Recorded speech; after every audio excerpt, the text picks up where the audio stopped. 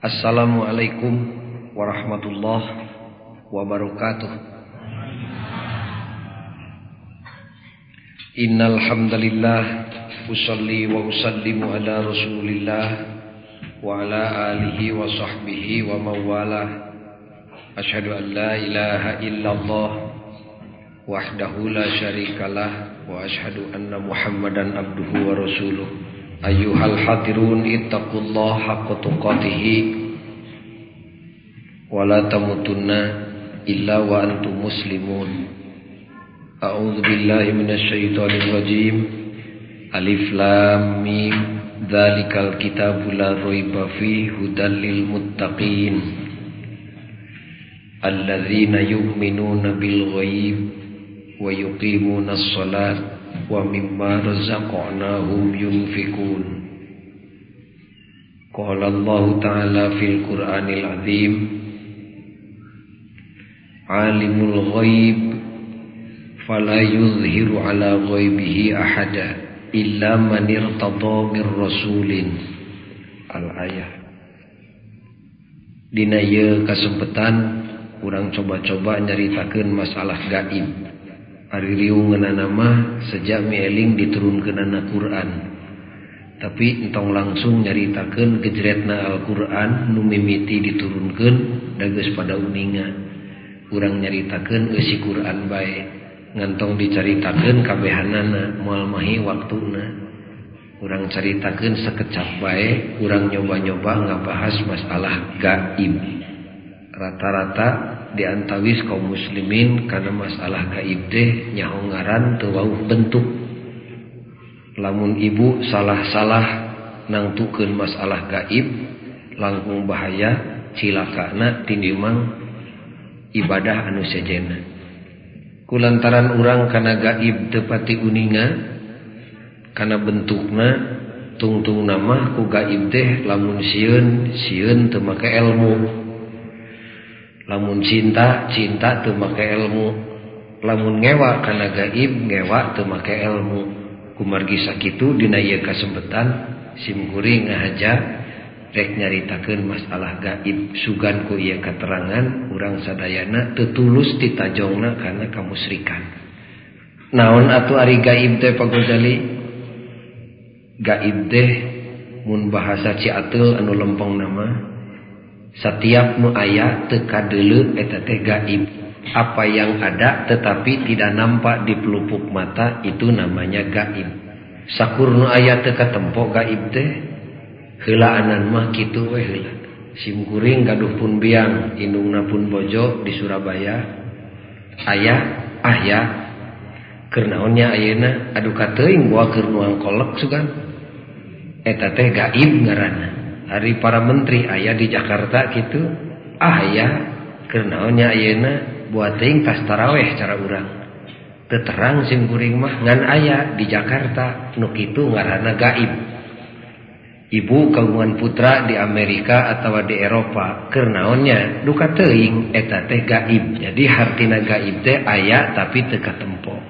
Atuh saha nu gaib teh? Saha we heulaanan mah nu aya teu katempo eta teh gaib ngaranna. Di antara sekian banyak gaib aya nu maha gaib. Saha nu maha gaib teh? Allah Subhanahu wa taala. Eta mah maha gaib. Da gaib salianti Allah mah kabeh ge gaib meunang ngagaibkeun Allah. Gaibna teh digaibkeun ku Allah. Ku sabab kitu nu maha gaib mah teu aya deui iwal ti hiji-hijina Gusti Allah. Aya Gusti Allah teh kantenan weh damal aya urang lamun teu aya nu nyieunna Allah ngaranna. Eta mah maha gaib. Siga kumaha Allah teh adu ka teuing siga Allah we. Sabaraha hiji ari Allah ngan hiji-hijina. Qul huwallahu ahad. Omongkeun ku anjeun Allah teh hiji.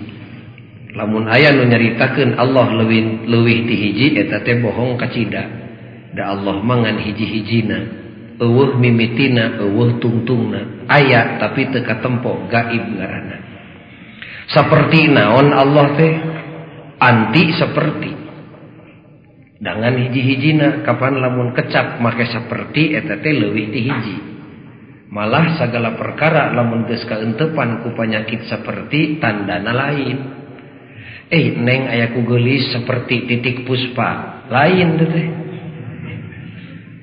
Da titik puspa nu nyaan mah teu make seperti. Pagojali mah jangotna teh manis seperti eme, moal ameh. Sim kuring teu kasinggung da lain eme sabab eme nu nyaan mah teu make seperti. Allah mangan hiji anti seperti. Catet taku ibu ti ayeuna dugi ka sakaratul maut. Allah mah anti seperti. Laisa kamislihi syai'un. Eueuh contona dek dicontohkeun jeung naon dangan hiji-hijina. Teu anakan teu incuan ngan hiji-hijina. Lam yalid walam yulad walam yakul lahu kufuwan ahad. Catet taku ibu ku bapa insyaallah ku sim kuring tepi ka maut catet. Sabab bejana setan teh masih keneh dibere kesempatan ku pangeran pikeun ngagoda manusia anak incu Nabi Adam tepi ka sakarat. Tadi dinya dina ujian akhir setan ngagoda di belah kenca. Anakeuna ka jelema nu ipis iman bari teu boga ilmu ujug-ujug gejlok we. Ceuk setan teh tah ieu pangeran maneh nu diteangan ti bareto teh. Heueuh gejlok we cilaka. Cicingna teh bejana setan teh dibelah kencaeun jelema nu sakarat. Garapek tingali mun aya jelema nu sakarat sok dengdek ka katuhu, dengdek ka kenca. Lamun dengdek ka kenca kitu pek ganyel ku angel terus we ngenca. Entong angel cokot we dongkrak mobil ngenca. Lamun ningali kulawarga nu saperti kitu, ibu kedah engal-engal, bapak engal abdas terus netepan salat sujud ngajerit ka Allah mugi-mugi eta nu sakarat Gusti ditebihkeun tina panggodana setan. Nu matak jelema nu sakarat kudu ditungguan ku jelema anu ngarti. Di dinya mah pan payu mang lebe teh nya. Lebe ustad payu digeroan kuno boga dulur keur sakarat mah. Di dinya pisan geuning kaum muslimin sok rewel ari dek ngasupkeun ka rumah sakitnya. Ulah ka rumah sakit eta, ulah ka rumah sakit itu, kade ulah kadinya, kudu ka dieu. Sanes masalah obat, sanes masalah medis, tapi hariwang ditakdirkeun ajal di dinya eueuh nu mingpin keur sakarat, datang setan ngagoda, gejlok koloyong musyrik we. Kumargi sakitu ti ayeuna keneh ku ibu catet dina mana Allah pangeran urang nu nyiptakeun bumi jeung langit, nu kagungan bumi jeung langit. Allah teh ngan hiji-hijina eueuh contona la ta'khuduhu sinatu wala naum. Allah mah tara kaentepan ku panyakit nunutan. Da sim kuring mah teu hayang boga pangeran sok nunutan. Mung rugi urang keur ngadoa anjeunna keur kulempan cilaka meureun urang. Dasim kuring mah ridho soteh bogoh soteh boga pangeran ngaranna Allah tara nunutan tur beunghar. Beungharna teh lain di bumi wungkul, lain di langit wungkul, lain di dunya wungkul, lain di akhirat wungkul. Tapi beungharna teh di dunya jeung di akhirat, sabab dunya jeung akhirat kabeh kagungan anjeunanana. Lahu ma fis samawati wa ma fil ardi. Eta pangeran urang teh catet reketek dina manah beungkeut ulah coplok deui. Tatas salateh tiap-tiap ibu tas netepan ngajerit ka Allah syukur mun bisa bari sujud hayang dikuatkeun iman Islam ulah dicabut deui hidayah jeung taufik teh bisi cilaka tadina keur ngora tengah tuwuh memeh maot ngaku Allah ngan hiji ari geus sakarat dijongklok kagoda ku setan eta nu mawi jejeritan hayang ulah dicabut deui hidayah. Doa napan aya dina Quran Rabbana la tuzigh qulubana ba'da idh hadaitana wa hab lana min ladunka rahmatan innaka antal wahhab. Nun Gusti hidayah taufik paparin Gusti teh ulah dicabut deui sing pageuh dina ati jisim abdi sareng pun anak pun incu salaki pun bojo baraya jeung tatangga. Pangsul deui jadi saha eta teh nu disebut bieu teh Gusti Allah Subhanahu wa taala. Pangeran urang nu ngan hiji-hijina. Di mana pagojali tong nanyakeun di mana moal kajawab. Eta mah gaib, maha gaib. Allah Subhanahu wa taala nu maha gaib teh ngadamel makhluk dua rupa, ngadamel makhluk nu beungkeuleuk di antawisna urang, ieu teh dadamelan Allah. Urang teh disebutna makhluk ari Allah nu nyieunna disebut khaliq. aya di dieu Pak Abdul Kholiq anu mawi bisi ibu atau bapak kagungan putra ngaranna Kholiq teu sopan eta teh ka Allah lamun teu make Abdul, jadi kudu make Abdul Kholiq. Sabab Kholiq teh jenengan Allah nu nyiptakeun alam semesta. Dijieun ku Allah bumi jeung langit, sagala jijieunana disebut makhluk. Makhluk Allah dibagi dua rupa, aya nu bungkeuleuk di antawisna saperti urang, aya oge nu teu bungkeuleuk disebut gaib. Ku sabab kitu atuh makhluk Allah teh aya anu gaib. Mana wae pagojali makhluk Allah nu gaib teh seueur. Hese ngitungna beak tepi ka subuh ge. Beak waktu dugi ka subuh moal kahitung sadayana seueur makhluk Allah nu gaib teh. Dina kasepentan ieu mah urang jojoan we hiji-hiji nu ku urang sakapeung waktu sok digugu panitahna. Di dinya urang tijongklok kana kakaliruan. Makhluk Allah nu gaib teh seueur di antawisna bae ta ayeuna mah pek make di antarana. Ari ka Allah mah ulah kieu, Allah teh maha gaib. Saperti di antarana salah tah mah. Da Allah mangan hiji-hijina ari ka makhluk Allah mah pek bae. Allah nu maha gaib teh nyieun makhluk aya nu bungkeuleuk, aya nu teu katempo. Nu teu katempo disebut gaib. Makhluk Allah teh loba nu gaib di antarana pek ngomong kitu. Saha di antarana pagojali makhluk Allah nu gaib teh? Malaikat. Saha pagojali malaikat teh? Makhluk. Naon makhluk teh? Nu dijieun. Saha nu nyieunna? Kholiq. Saha Kholiq teh? Allah Subhanahu wa taala. Aya malaikat teh lain aya gereyek. Loba keneh malaikat tinimbang manusia. Manusia hiji ge nu ngajagana malaikatna leuwih ti sakodi. Geuning teu katempo atuh malaikat teh ku abdi. Kapan gaib? Ari gaib teh aya tapi teu katempo. Makhluk malaikat teh ceuk saha lain makhluk tibarito ge makhluk. Khuliqatil malaika min nur. Makhluk saha nu nyieunna sakali deui bisi salah Gusti Allah Subhanahu wa taala. Tina naon atuh malaikat teh dijieunna? Da jelema mah pan sok cerewet nya. Ari jelema tina naonnya dijieunna? Babahari. Babahari ngajawabna. Tinggal nanyakeun ka salakina. Ari malaikat tina naon dijieunna? Tina nur. Ku sabab kitu malaikat teh bangsa ruhani, roh ngaranna. Sumun pan roh teh loba da abdi oge roh. Manusia teh kapan terdiri tina fisik jeung psikis. Manusia teh aya jasad, aya roh. Ari malaikat roh pagojali roh. Cara urang aya rohan sami. Manusia boga roh, malaikat ge boga roh. Ngan malaikat eueuh jasad. Roh naon ari malaikat sarua jeung urang rohna beda. Di pelebah mana bedana? Malaikat mah rohna teh suci. Sumun ari roh teh naon teh? Wayahna ulah nanyakeun roh. Jangan bertanya tentang ruh. Naon sababna? Moal kajawab. Yas'alunaka 'anir ruh, cek Allah teh. Bakal nanya ka anjeun Muhammad umat anjeun tina masalah roh. Kul jawab ku anjeun, ar-ruh min amri rabbi. Ruh mah urusan pangeran kami, teu nyaho. Jadi lamun aya jelema nu popohoan kana roh, nyanyahoanan kana masalah roh eta teh bohong ka bina-bina. Roh mah urusan pangeran kami. Moal aya nu nyaho manusa mah kana roh. Bisi nu aranom jig teu seueuh ku pertanyaan ayeuna. Jig taroskeun tu ka para profesor. Anu mastakana pahili jeung bujur monyet nu direnten pek sor gitu. Ari roh naon? Moal ngajawab. Malah leuwih hade lamun ditanya ku budak, "Mak, bapak naon ari roh?" Teuing. Jawabanana nu leuwih hade mah lamun ditanya tina masalah roh iwal ti teuing teu nyaho eta mah urusan Allah. Ta malaikat mah rohna teh kudus. Naon kudus teh? Suci. Beda jeung urang. Rohna teh kudus. Dibacana teh dihijikeun we disebut Ruhul Kudus. Jadi roh nu suci.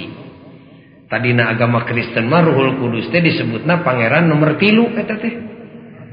Allah Bapa, Allah Putra, Ruhul Kudus cenah. Dina Islam mah malaikat mah lain pangeran nya ngaranna teh Ruhul Kudus. Naon ari ruh?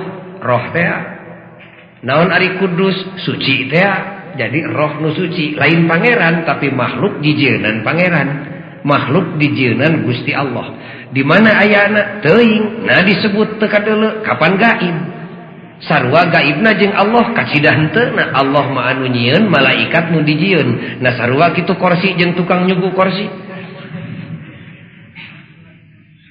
malaikat mah makhluk Allah ngan peda gaib terdiri tina roh tapi rohna kudus suci ku sabab kitu disebut Ruhul Kudus.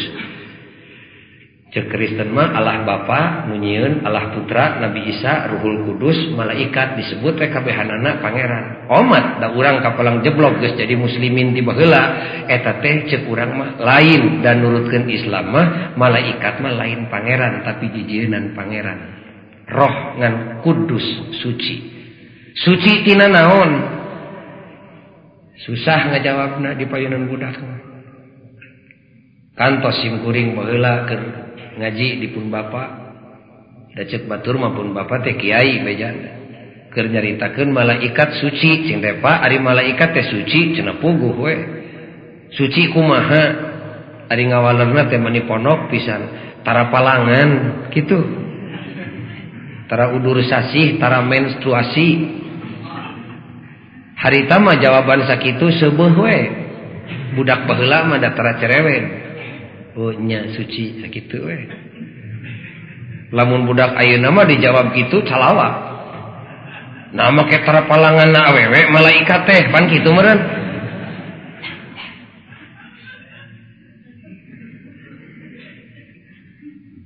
Sumun kumaha tu pagojali sucina teh tajaman ayeuna mah beda deui jawabanana sarua we ari nyucikeunana mah nyucikeun cara nu baheula jelema nu baheula nyucikeun malaikat jelema nu ayeuna nyucikeun malaikat ngan cara mensucikeunana teh beda metodena malaikat teh suci sing uninga nu arano di makhluk Allah teh khususna di manusia aya nu disebut potensi batin kekuatan anu nyumput dina dada dina hate teu loba jumlahna ngan 3 manusia boga rasa tarasa teh potensi batin nomor 1 rasa ngeunah rasa teu ngeunah rasa amis rasa asin rasa seksual tah ieu rasa teh potensi batin nomor 1 nu kadua di manusia teh aya nafsu ta nafsu teh potensi batin nomor 2 nu katilu di manusia teh aya pikir ta pikiran teh potensi batin nomor 3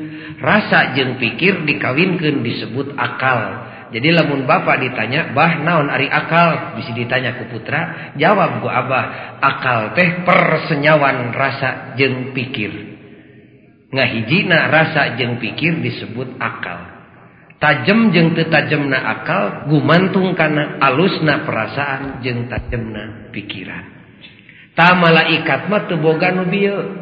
Mege bogaeun. Manusia boga rasa mege kagungan raos da mege geuning sok kawin jeung pamajikan eme nya da lamun eme teu boga rasa mah moal kawin lamun manusia boga nafsu mege bogaeun nafsu da sok gelut panjeung baturna lamun manusia boga pikir tak eme mah teu boga emutan hiji bedana manusia jeung eme teh baraya kaosna mah jeung si eta teh paingan urang lakuna hampir siga eme nya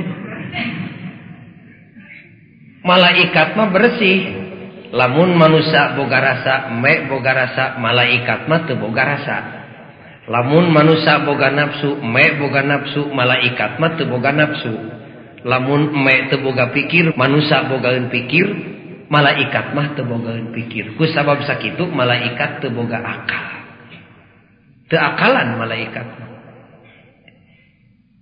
aya sapalihna ulama ahli tauhid nyebutkeun malaikat teh boga akal tabii keun bae eta mah beda deui caritana lain dina katerangan ieu nganu jelas malaikat teu boga rasa jelema mah bogaeun rasa malaikat teu boga nafsu jelema mah bogaeun nafsu malaikat teu boga pikir jelema mah bogaeun pikir ku sabab kitu jelema boga akal malaikat mah teu kagungan akal aya kasimkuring mahasiswa nu nanya cenah naon sababna pagojali malaikat make teu dibere akal Kusim kuring dijawab, teuing tanyakeun we ka nu nyieun malaikat.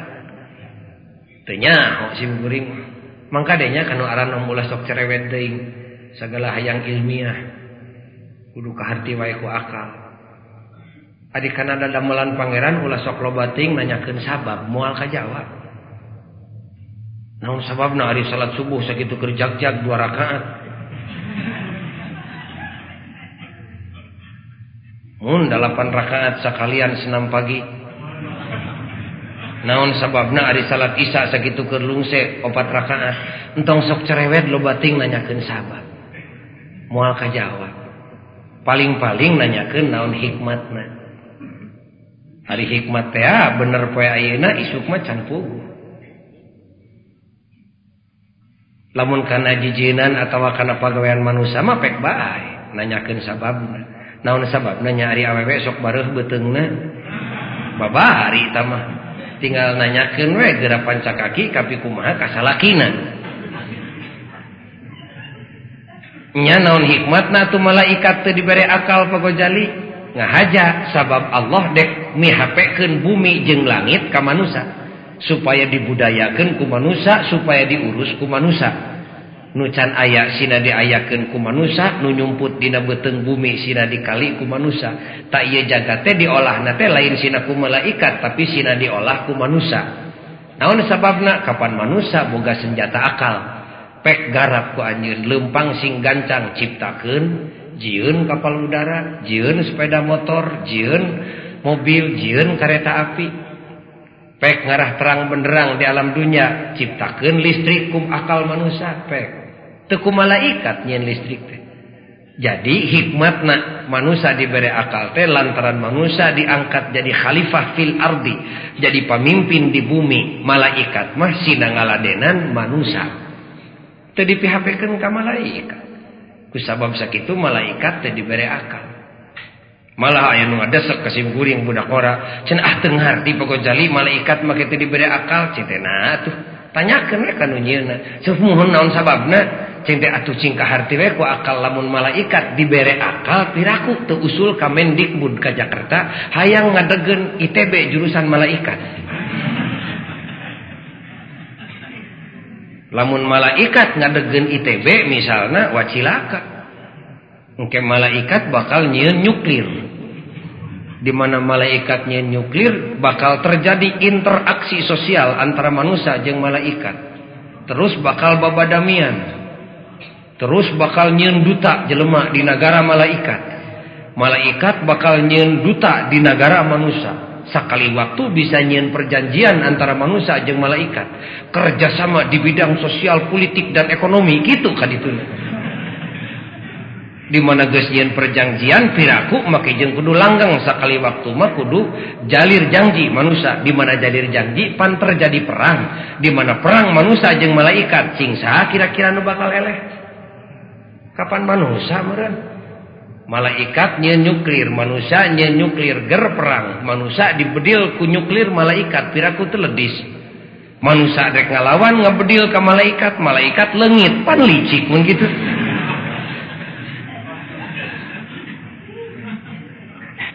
Kusabab kitu malaikat mah dibersihkeun tina potensi batin, teu boga rasa, teu boga nafsu, teu boga pikir. Malaikat mah suci we, eueuh deui pagawean iwalti yakhafuna rabbahum min fawqihim wa yaf'aluna ma yu'marun. Malaikat mah ajrih we, isin ku Gusti Allah.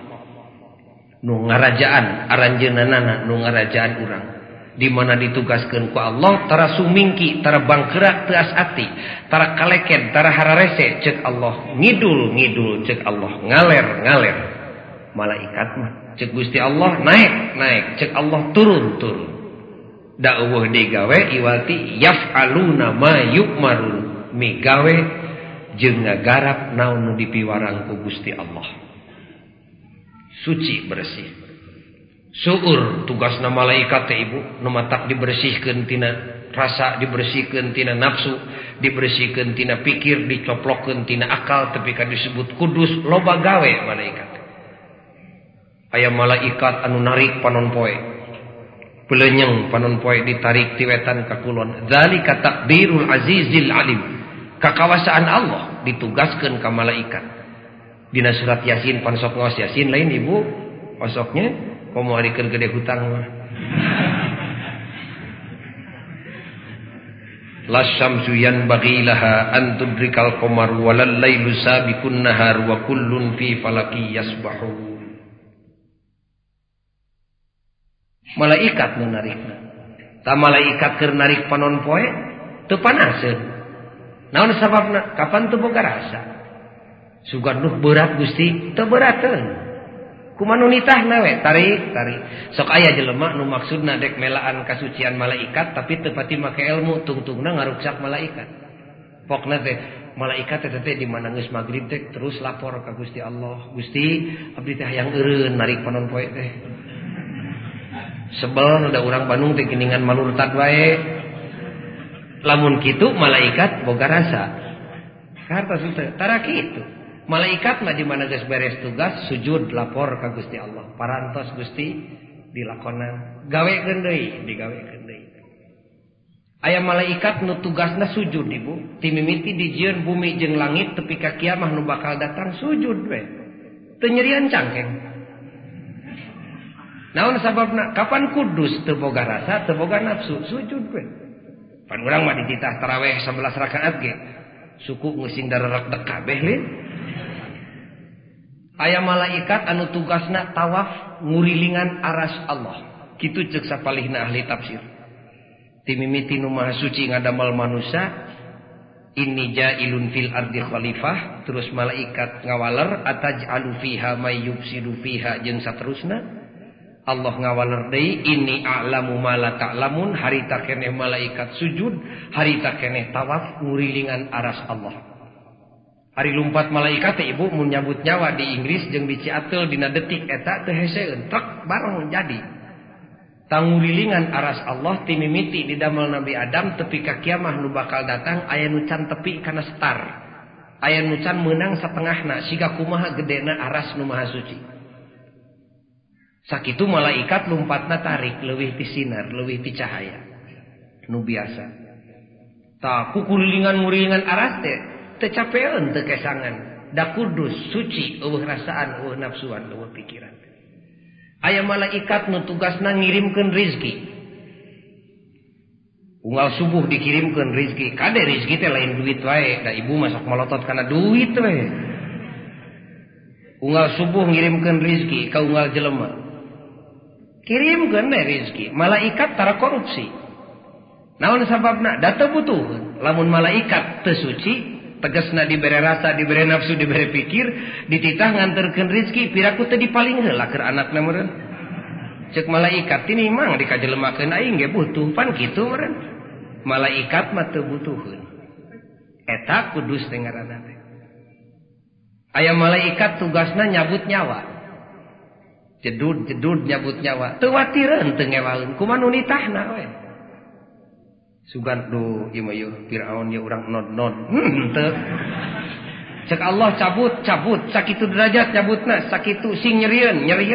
Ulah karasaeun, teu karasaeun. Kumaha nu nitahna we. Sugan ieu mah sia ku aing rek disamingukeun sabab sok mineng ulin di Saritem. Tara.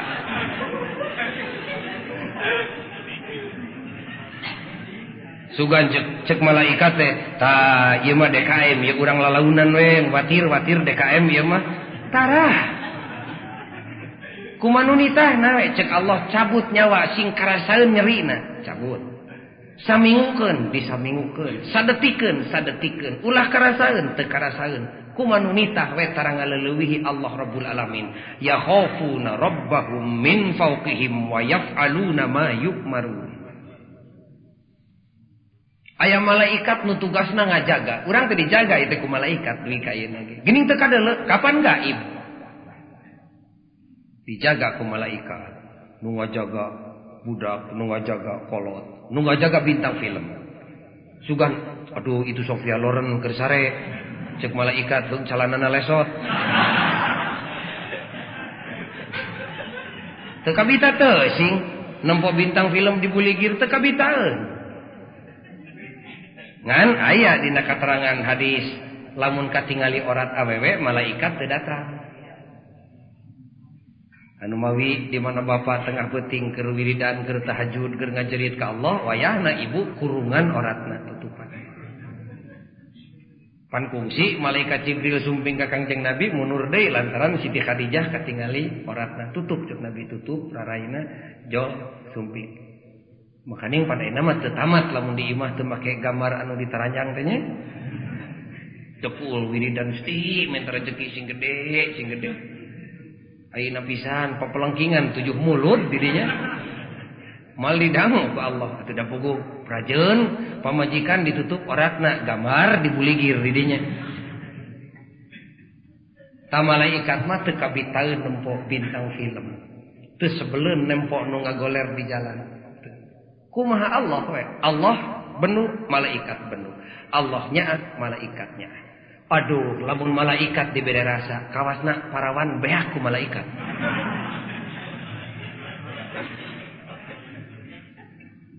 Kapendak we ayeuna mah hikmatna teh pantes malaikat disucikeun teh supados manusia tenang, aman, salse di alam dunia ngagarap jagat kagungan Allah ibadah ngarana dibantuan ku malaikat nu teu butuh ku buruh nu tabarang penta eta teh ngaranna makhluk Allah anu gaib saleresna mah moal aya nu nyaho kana gaib iwalti Allah ku anjeun moal aya jin setan iblis teu nyahoeun kana gaib teh urang sok alusangga marukan jin teh pangnyahoana kana gaib kacidah henteuna pangbelet-beletna makhluk si eta pan ku Allah disebutkeun dina surat Jin ayat 26 jeung 27. Nu kusim kuring tadi dibaca basa mungaran teh. Alimul ghaib. Anjeunana nu ningakeun gaib mah Allah.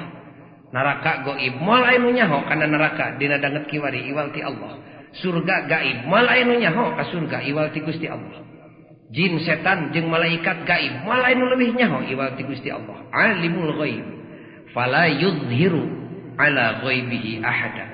Sabenul we manusia moal aya nu ditempokeun kana perkara nu gaib suga dicokot ieu dumeuh ibu sok udang tengah peuting ka dieu tutu lalajo kana sawarga moal aya nu ditembongkeun kana perkara anu gaib di alam dunya moal illa kecuali manirtado jelema nu diidinan nu dipikarido ku Allah bakal ditempokeun kana gaib tapi mir rasulin nu dipikarido teh lain di kalangan ahli masjid di dieu lain di kalangan ahli masjid agung lain di kalangan ahli masjid istiqomah nu diidinan teh saha mir rasulin di kalangan para rasul urang balikan deui ayat Qur'anna moal aya nu dibere nyaho kana gaib illa manirtado mir rasulin kajaba jelema nu dipikarido ti golongan para roh jadi atuh anu bakal nyaho kana gaib teh kahiji Gusti Allah kadua Rasul Allah nu dibere nyaho ku Allah catet tah dina mana catet bisi isuk nganggap marukan jin pangnyahoana kana gaib pangbeletna si eta kumargi sakitu kaum muslimin sadayana jadi pangarti we keur urang yen malaikat teh aya tapi gaib sarua pagojali gaibna malaikat jeung Gusti Allah kacidah henteu Allah mah anu nyieun malaikat anu dijieun kudu kadinya jelema nu takwa teh iman teh kana gaib eta sumuhun manusia kudu percaya malah kadituna kudu yakin kana gaib maha gaib zat Allah subhanahu wa ta'ala kumaha percayana kumaha imanna ka Gusti Allah ayat 3 hiji yakinkeun Allah teh aya ngan hiji-hijina ari nu kadua turut panitahna sabab mutlak bener sakurnu datang ti Gusti Allah ulah ragu-ragu al haq mir rabbik fala takunanna minal mumtarin nu katilu jauhan panyarekna sabab segala perkara nu dicarek ku Allah mutlak manfaat keur jelema ari ka malaikat kudu kumaha tu imanna iman ka malaikat mah makhluk Allah nu gaib teh yakinkeun malaikat teh aya tur suci ayana diayatkeun ku Gusti Allah sucina disucikeun ku Gusti Allah atuh sucina malaikat teu sarua jeung sucina Allah malaikat mah utusan Allah suci Dua tah. Nu katilu ayeuna. Makhluk Allah nu gaib teh malaikat wungkul pagojali bisinanya. Sanes seueur. Saha deui atuh? Iblis. Awas ya. Makanya ibu sok sosobatan jeung si eta. Iblis. Naon ari iblis teh? Makhluk. Naon makhluk teh? Nu dijieun. Saha nu nyieunna? Khaliq. Saha khaliq teh? Allah Rabbul Alamin. Nah iblis teh meunang nyieun Allah kantenan we na saha nu bisa nyieun iblis iwalti Allah. Tina naon dijieunna? Tanyakeun we ka Allah. Ngan anu jelas iblis teh deui kaasup kelompok ruhani, bangsa roh keneh bae. Sarua roh iblis jeung malaikat, kacidah henteu malaikat mah kudus disebut ruhul kudus, roh nu suci. Ari iblis mah roh keneh ngan pedah teu suci. Malaikat itu ruh yang suci, iblis itu ruh yang tidak suci, tidak kudus. Lamun manusia boga rasa, iblis ge boga rasa, malaikat mah teu boga rasa. Lamun manusia boga nafsu, iblis ge boga nafsu, malaikat mah teu boga nafsu. Lamun manusia boga pikir, iblis mah teu boga pikir. Ku sabab sakitu atuh cucugik iblis ge teu boga akal keneh bae. Tetep wae mulia manusia. Bisi kaliru ibu, iblis mah boga rasa, cara manusia boga rasa. Iblis mah boga nafsu, cara manusia boga nafsu. Ngan iblis teu boga pikir. Ku sabab sakitu iblis teu boga akal. Cenah naon sababna pagojali iblis make teu dibere akal? Ripuh. Lamun iblis diberi akal, engke bakal alut-alutan ke jalan hayangan jadi RT. Iblis mah teu diberi pikir, ngarah teu boga akal, boga rasa we jeung nafsu. Kulantaran iblis boga rasa jeung nafsu, atuh iblis disebutna teh teu kudus, teu suci, tidak suci. Lantaran iblis boga rasa jeung boga nafsu, atuh iblis mah kawin. Da boga nafsu.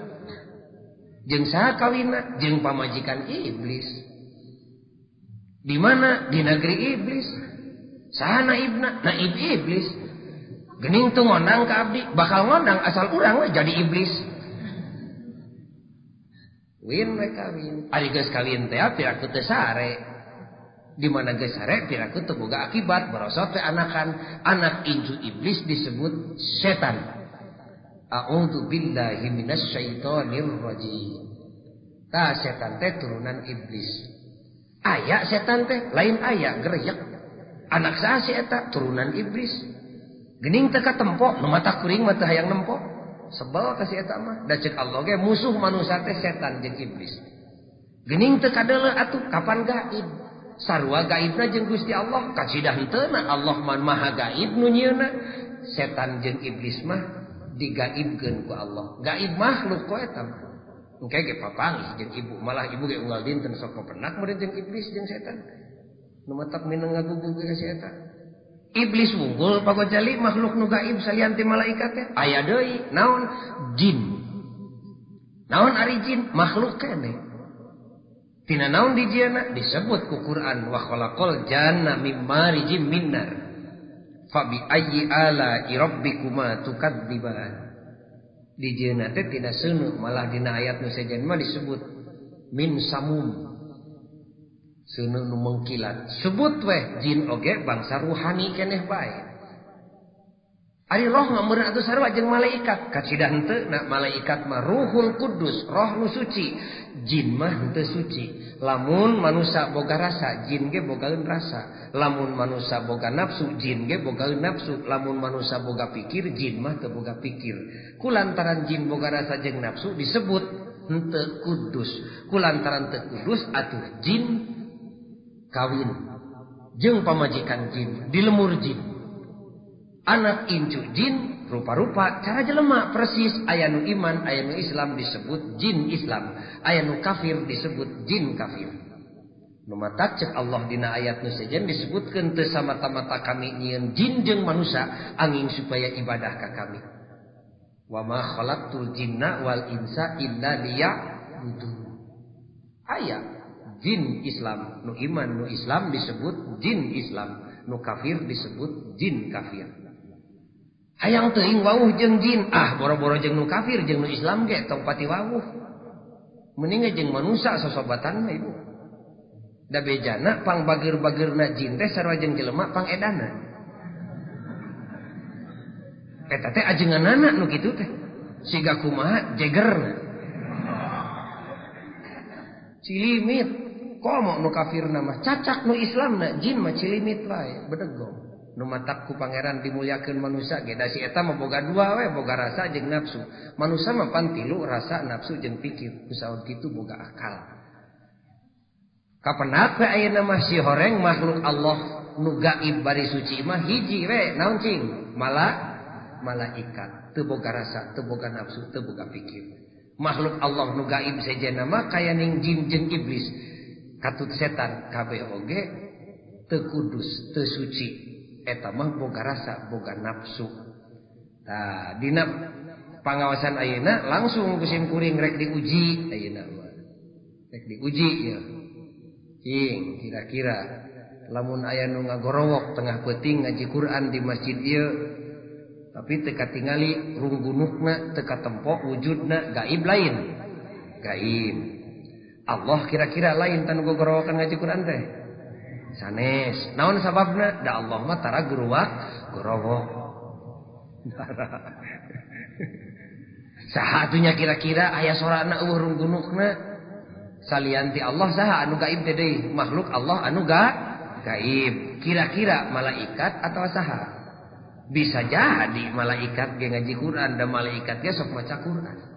Buat teuing eta mah iblis pagojali meureun da iblis ge keur ngagoda jelema apaleun Quran. Kawasna mah setan pagojali bisa jadi da setan ge loba nu apal Quran, loba setan nu apal Quran. Malah kira-kira jeung jalmi nu hadir di dieu mah apaleun kana setan kana Quran teh. Ngan pedah setan mah apal Quran teh lain keur ibadah tapi keur ngacogokeun jelema. Cara jelema ayeuna we pan arapal kana Quran mah ngadalil ngadredeg. Ari salat mah teu pati hayang. Tapi kumaha nya ka setan si eta? Buat teuing jin pagojali meureun da jin ge loba nu masantren. Loba pan di Mekah aya masjid jin segala. Kungsi beat ka Kangjeng Nabi ngucapkeun dua kalimat syahadat. Ku sabab serba mungkin entong loba bengbatan atuh nu gaib keur maca Quran anjing bae keur nu gaib tah mah ngan catet eta teh lain Allah nu gogorowokan teh da Allah mah tara guruwak gorowok tara haruwas harewas ku sabab kitu mungkin malaikat mungkin jin mungkin setan mungkin ari serba mungkin mah entong dicekel jig bae anjeun keur anjeun kuring keur kuring sok aya deui ayeuna ujug-ujug harewas we kana ceuli menta surutu. Sa kira-kira ya eueuh runggunukna tah gaib lain. Gaib. Allah kira-kira sanes. Da Allah mah tara udun, maha suci. Kira-kira malaikat sanes. Naon sabab? Ngajawabna ulah kitu kudu ilmiah. Kapan tadi meunang ngureikeun. Naon sababna malaikat tara udun? Sabab malaikat mah ruhul kudus suci. Naon sucina teh? Teu boga rasa, teu boga nafsu, teu boga pikir. Atuh nu menta udud mah nu boga rasa jeung nu boga nafsu. Ku sabab sakitu lamun aya nu ngaharewas menta udud mutlak eta teh lain malaikat. Sabab malaikat teu boga rasa. Saha atuh kira-kiranya? Teangan we saha nu boga rasa, saha nu boga nafsu. Boa jin pagojali meureun da jin kafir tah mah bisa jadi. Boa teuing jin Islam, da sanajan Islam jin mah bedegong, bangor we. Boa teuing setan meureun kumaha urangna eta mah. Nah pantas didatangan ku jin kafir, nah pantas didatangan ku jin Islam atau pantas dideuheusan ku setan. Kumaha ayana urang we? Nah pantas dianjangan ku kopral, nah pantas dianjangan ku hansip. Kumaha urang we tah mah. Katilu awas bujina ayeuna. Men tarujak cuka. Heug eueuh runggunukna gaib dah. Allah lain. Anes. Malaikat kira-kira kacida lainna sabab malaikat mah ruhul kudus. Suci teu rasaan teu nafsuan teu pikiran. Saha atuh nu men tarujak cuka tangga goda teh? Nu boga rasa we jeung nu boga nafsu. Saha kira-kira bisa jadi iblis dek nyilakakeun jelema, bisa jadi jin, bisa jadi setan, bisa jadi jin kafir, bisa jadi jin Islam. Diturut we ku ibu teh panitah nu gaib teh nu menta surutu jeung nu menta rujak suka teh tah wayahna ayeuna mah ibu teh midua mengkol mang nyanungkeun ka Gusti Allah. Allah diturut, setan oge diturut, tetulus atuh takwana teh sabab digijleg dina kaimanan. Eta kahartos ieu mangsan mah ya. Didinya makaning urang mani minum nurut ka si eta teh. Ari ngaku urang mah nya Allah teh ngan hiji tapi ari kumaula ka Allah di kaulaan iblis oge sakabung waktu mah sok diladenan. Nyata salah urang we kumargi ilmu teh atuh. Jeung si eta nomor hiji mah bedas teuing ngagodana. Bedas ngagodana teh. Model ibu ari ngangken mah kagungan caroge teh hiji. Sabaraha hiji ibu salaki teh? Hiji. Hiji KBG awewe masalah kita awewe boga salaki dua ngaran urang Islam sabaraha boga salaki hiji pok we ka salaki bapana anjeun teh salaki kuring teh tapi wayahna bapana sing sabar itu geuning tatangga teh pamajikanna gering geus bulan malen ayeuna keur di rumah sakit watir salakina keungeun sorangan rek dibaturan we ku kami dua peuting mah kira-kira awewe naon tah piraku talakna ge teh dibikeun tiluanana. Ari ngaku salaki ngan hiji-hijina ari baturan sare kaunggal imah. Ari nu diaku Allah teh ngan hiji la ilaha illallah tapi panitah Allah digugu panitah setan oge digugu ngaranna eta teh mang nyandungkeun ka Gusti Allah. Ari mang nyandungkeun teh midua ari midua teh bahasa agamana disebut musyrik. Tah urang mah mangkaning nyaeta kulantaran disebut gaib teh manisieun ku jin jeung ku iblis teh. Da malah salaki ge jadi nomor 2 cek salakina teh cik indungna meuli gudang garam sabatang mah kami teh tas ngahakan jengkol ieu teh bau ka ditu dabun celik awewe panon teh siga dikeluncat kawas gede ngalah duit teh kitu ngabalanjaan teu pira ukur 1000 jeung hayang rokok sagala ngajedog ka salaki teh gelepek we tatangga kasurupan menta surutu kan gitu da singgil harita keneh awewe mah ujang enggak meser surutu itu nu gaib palai surutu tapi ka eleh salakina nu bungkeulek bari mulya tur kudu diajenan cek Allah tapi ka eleh dititah ku iblis kapenak ayeuna mah jadi si horeng nu sok barang penta teh lain Allah lain malaikat saha pilih we di antara nu gaib tadi teh bisa jadi iblis bisa jadi setan bisa jadi jin bisa jadi jin Islam ngagoda bisa jadi jin kafir ngarah ti jongklok. Tah di semet ayeuna mah geus kauninga keteranganana wayah na ibu lamun geus diaku Allah hiji turut we panitah Allah. Cek Allah ulah didenge deui panitah tinu gaib nu sejenna salian ti kami mah turut we kami. Kami marentah ka anjeun. Ka saha marentahna teh? Ka manusia. Geuning teu dongkap ka abdi wahyuna damal dibikeun ka unggal jelema tapi dibikeun ka pusatna gebro we di ka Kangjeng Nabikeun. Di antarana marentah puasa. Ya ayyuhalladzina amanu kutiba alaikumussyam kama kutiba alal ladzina min qablikum la'allakum tattaqun. Nu ariman paruasa cek Allah. Kasatan itahna teh ka manusia. Geuning ka abdi mah teu dongkap eta nu ngirim ayat teh ka Kangjeng Nabi. Saha nu ngirimkeun ka Kangjeng Nabi? Malaikat anu mata nurut kana parentah Rasul Allah teh eta teh berarti nurut ka Allah jeung ka malaikatna Gusti Allah. Salian ti dinya mah tong didenge deui ari hayang salamet mah dunya akhirat.